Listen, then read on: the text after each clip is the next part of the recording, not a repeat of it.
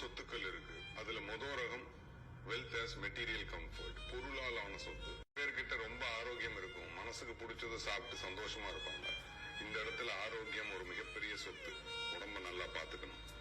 வெற்றி எனும் சொத்து, இங்க வெற்றியும் ஒரு மிகப்பெரிய சொத்து. தைரியம் எனும் சொத்து, நம்ம வாழ்க்கை தைரியங்கிற சொத்து நம்ம கிட்ட கண்டிப்பா இருக்கணும். பெரிய அளவுக்கு வசதி வாய்ப்புகள் எல்லாம் இருந்துட்டு தைரியம் இல்லைன்னா சுவாரஸ்யமே இருக்காது. இந்த இடத்துல தைரியமும் ஒரு கெத்தான சொத்து தான். நட்பு எனும் சொத்து, நட்பு. திறமை எனும் சொத்து, நம்ம எல்லாருமே நல்ல மியூசிக் பண்ணுவாங்க. அந்த மாதிரி ஒவ்வொருத்தருக்கும் ஒவ்வொரு திறமை கண்டிப்பா இருந்தே ஆகணும். முயற்சி பண்ணுனா ஜெயிச்சிடலாம்னு சொல்லுவாங்க, உண்மையான வார்த்தை. முயற்சி மட்டுமே பண்ணுனா பத்தாது, நமக்கு திறமையும் இருக்கணும். நம்ம திறமை எதுன்னு கண்டுபிடிச்சு அதுல முயற்சி செய்யணும். இந்த இடத்துல திறமையும் ஒரு சொத்து தான்.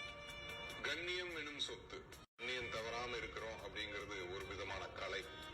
கண்ணியம் ஒரு பெரிய சொத்துங்க.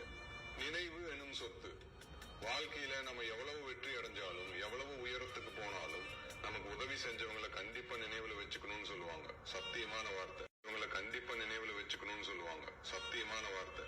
அதே மாதிரி நம்ம லைஃப்ல நம்மளை யாரு ஏமாத்தினாங்களோ, யாரு துரோகம் செஞ்சாங்களோ அவங்களையும் நினைவுல வச்சுக்கணும். இந்த இடத்துல நினைவும் ஒரு மிகப்பெரிய சொத்து. இதெல்லாம் தான் 8 விதமான சொத்துக்கள். வீடியோவை எடிட் பண்ணி போட்டேன் சுருக்கமா. பொருள், ஆரோக்கியம், வெற்றி, தைரியம், நட்பு, திறமை, கண்ணியம். உலகத்தில் வாழ்கிறதுக்கு எத்தனை வர்ணங்கள் பூச வேண்டியிருக்குது. ஆனால் ஆன்மீகத்தில் நான் 4 நாள்னு சுருக்கி முக்கியமான விஷயமா பேசிகிட்டு இருக்கிறதுனால இப்போ நீங்கள் இதில் எது வேணால் எடுத்துங்க. ஆனால் இதில் ஒரு மிஸ்ஸிங், மறதி. அதாவது மறப்போம் மன்னிப்போம் என்ற ஒரு விஷயம் இருக்குங்களே. இப்போ எத்தனையோ பேர் எத்தனை இழப்புகளுக்கு அப்புறம் இறைவனை நினச்சி தான் ஆறுதல் அடைகிறாங்க. அதை மறக்க முடியல, அதை மறக்கிறதுக்காக இறைவனை நினைக்கிறாங்க. அப்போ அந்த மறதியும் ஒரு சொத்து, அது சேர்க்கல, அது 9ஆவதாக வச்சுங்க. ஆனால் முக்கியமான ஒரு விஷயம் இருக்குது. அதாவது நம்மளோட மைண்ட் சொத்தே அதுக்காக தான் இத்தனை நம்மளுடைய வாழ்க்கையில் பெரிய போராட்டமே இருக்குது, சொர்க்கம். அதனால தான் நிறைய ஆன்மீகவாதிகளை நீங்கள் பார்த்தீங்களா, நான் இறைவனை அடையணும், இறைவன் இடத்தில் அடையணும். அங்கே இறைவன்லாம் கிடையாது சொர்க்கத்தில். நம்ம சொர்க்கத்துக்கு போயிட்டா முடிஞ்சு போச்சு நினச்சிங்க, இறைவனுக்குள்ள போன மாதிரி தான். ஆனால் இறைவனுக்கு அதுக்கு சம்மந்தம் இல்லை. அது அப்படிதான். ஏன்னா நான் ரியலா உண்மையை பேசுறேன்.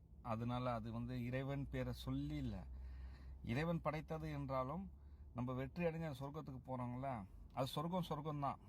அங்க எந்த டென்ஷனும் கிடையாது, எந்த வழிபாடும் கிடையாது. இதை மனசுல வச்சுங்க. அது உங்களுக்கு எல்லாமே அது வழிபாடா இருந்தா கூட அது கூட உங்களுக்கு சொர்க்கமா தான் இருக்கும் அப்படின்னு கூட வச்சுங்க. மொத்தத்தில் சொர்க்கம். இதுதான் நம்மளுடைய மைண்ட் சொத்து. இந்த சொத்தை அடையிறதுக்கு தான் படாத பாடுபட்டு இருக்கோம் பல கோடி ஆண்டுகளாக. அது பரிணாமம் பெற்று 2 பேர்ல வந்தது.